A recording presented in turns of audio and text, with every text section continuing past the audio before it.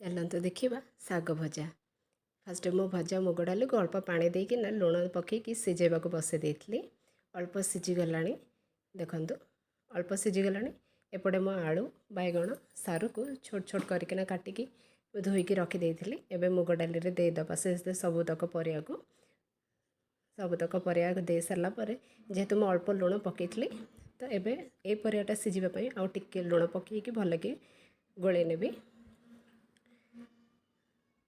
गोले सारापर सिझापी slow medium to slow flame रे लगेकिना ताको घोड़े नेबे। तापर एपटे मु शाग को धोईकी काटिकी रखीदे।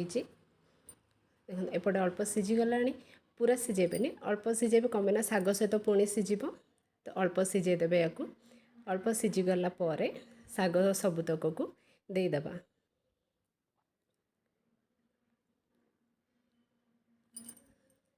सबुतक शाग मुझे देदेली दे सारापर लुण पकईदेबा। लुण पकईकी भल कि गोले नवा गोले देखो भल भाव में गोले नवा। तो एपटे शागटा पूरा सिझीगला गला आमर शागटा। तो एपटे कौन करें फुटण करने बोलिक अलग कड़ईटे नहीं कि अल्प तेल सहित जीरा सोरिष सुखिला लंका देदेबा। ये सब फुटी सारापर पियाज को काटी रखी पियाज को देदेवी। पियाज अल्प भाजी हो सारापर रसुण को छेचिक रखीदेवी 4-5टा कोड़ रसुण छेचिक रखीदेवे से सबुतक को देदेवे। रसुण को कारण रसुण ही शागर टेस्टा बढ़ाई थाए। सबुतक भजा फुटणाटा हो सारापर शागर पकईदेवे। देखो बढ़िया से हो गला शाग भजा।